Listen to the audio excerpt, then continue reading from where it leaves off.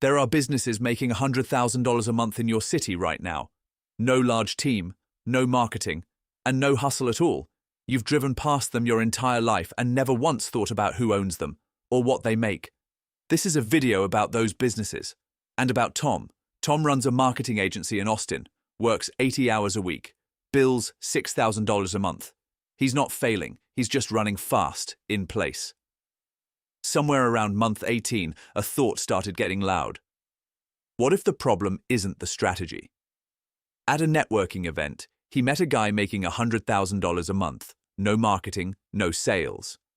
All he did was paint white lines. Tom couldn't stop thinking about it.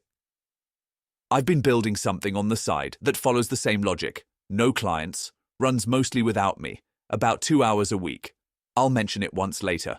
First, let's talk about what Tom found. Marcus didn't look like someone making $100,000 a month. That was the first thing Tom got wrong about him. He was at a Denver networking event, the kind where everyone has a pitch and nobody actually listens. Tom had his ready.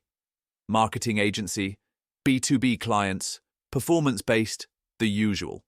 Marcus heard it, nodded, passed. Then Tom asked what he did. Parking lot striping. Tom laughed. Then he stopped laughing when Marcus told him the numbers. 3 crews, 2 machines each, parking lots across the Denver metro. The machines paint white lines. The clients book recurring contracts. And here's the thing Tom couldn't get past. Those clients don't have a choice. By law, commercial property owners have to maintain visible parking lines, which means Marcus doesn't chase anyone. They call him, on a schedule, whether he runs ads or not.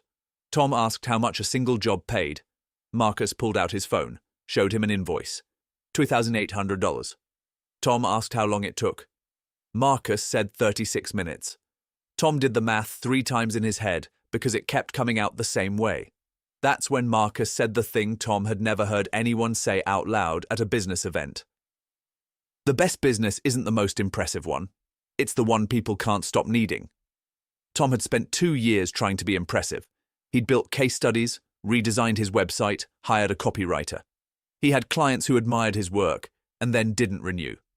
Marcus had clients who didn't know his last name and had been paying him for 6 years. There were more people like Marcus. Tom spent the next 3 weeks finding them. Here's what nobody making content about side hustles and passive income tells you. The most reliable income in most American cities isn't coming from apps, agencies, or anything that requires a personal brand. It's coming from businesses so boring that smart, ambitious people have spent their entire lives walking past them. Tom found 3 more. The first was a guy named Ray in Phoenix who owned a self-storage facility. 847 units, 1 part-time employee. Tom asked him how he finds customers. Ray laughed. "They find me," he said. "There's nowhere else to go." In Phoenix, self-storage demand runs so far ahead of supply that Ray had a wait list. His gross monthly revenue was around $85,000. His biggest expenses were the part-time employee's paycheck and the electricity bill for the security lights. Tom asked about his marketing budget. Ray said he didn't have one. The second was a woman named Lisa in Nashville who ran 2 laundromats.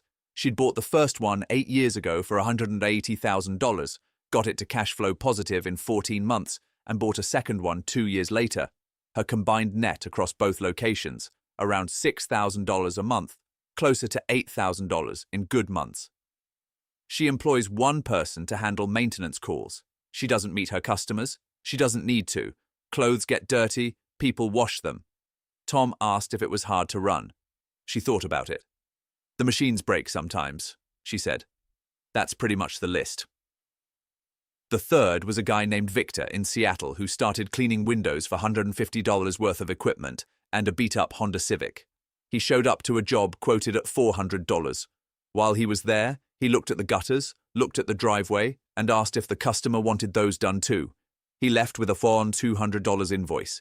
He did that enough times that he bought a pressure washer, then another. He now runs a crew and upsells the same client 4 or 5 times a year. Windows, gutters, driveway, house wash. 0 cold outreach. Same customer base. Deeper revenue from each one. Tom asked Victor how he gets new customers. Victor said most of them come from the people he's already washing for. By the time Tom had talked to all 3, A pattern was impossible to miss. Marcus was right. None of these businesses were impressive. None of them had a brand strategy or a content calendar or a funnel. What they had was something harder to build and easier to keep, demand that didn't require convincing. Storage units fill because people accumulate stuff and run out of space. Parking lots need lines because the law says so. Laundromats stay busy because people wear clothes. Window cleaning turns into pressure washing because once the windows are clean, the driveway looks worse by comparison. Tom had built a business that only worked when he was selling. Every month started at zero. Every dollar required a new yes from a new client. He'd been running on a treadmill and calling it momentum. These people had built something different. Not harder, just different. A few weeks later, someone in Tom's network mentioned a guy who ran faceless AI accounts online. Automated content, affiliate offers, no personal brand. Tom pulled up one of the accounts. Low-effort posts, basic captions, nothing polished. His agency work was objectively better. He almost closed the tab. Then he texted Marcus instead. Told him what he'd found, said it looked like a low-effort side project at best. Marcus texted back one sentence. He has 12 of them. Tom asked what that meant. Marcus called him. 12 accounts. Each one built once and then mostly automated. Each one making between $5,000 and $10,000 a month in affiliate commissions. The whole portfolio took about 2 hours a week to manage.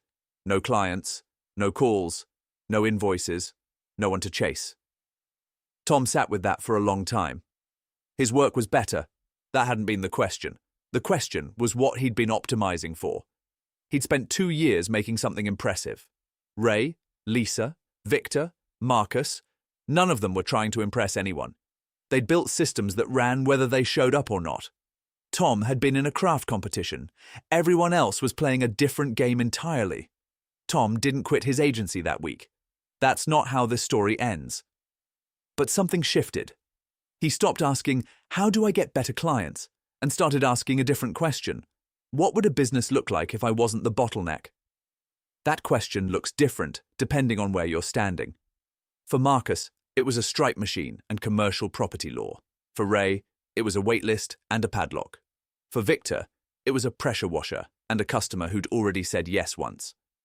And for that guy with 12 AI accounts, it was the same logic running online. Build it once, let it run. Don't be the thing it needs to function. That's actually what I've been doing on the side. Not a local service business, something closer to what the 12 account guy was doing. Faceless, mostly automated, no client calls. I looked into it properly after Tom's story, tested it myself, and it follows exactly the same principle. Built-in demand. Doesn't need me showing up every day to work. If you want to see what that model looks like specifically, the link is below. I'll let you decide if it's the right fit. But here's what I actually want to leave you with. Tom went to that networking event to find clients. What he found instead was a question he hadn't thought to ask. He'd been so focused on building something impressive that he never stopped to ask whether impressive was the right target. The businesses he found weren't winning because they were the best.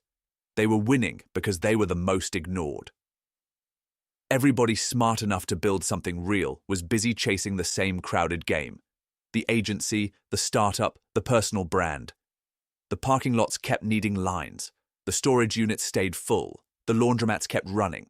Wealth building, at its most basic level, is not about who works hardest. It's about who stops competing in the wrong contest first. But many of these businesses are naturally capped. You can't scale them without losing all the benefits. They are perfect as a 10K a month or a 50K a month business. Can't be easily scaled to a 7-figure business, though, unless you start thinking like a true business owner. Many tiny, invisible businesses like that can be bought and run by an operator while you acquire more of them. You can have an entire portfolio of tiny companies, each bringing in cash month after month. An operator lowers the profits, but lets you scale to that magical $1 million a month. Want to learn how? Watch this video next, and I'll show you.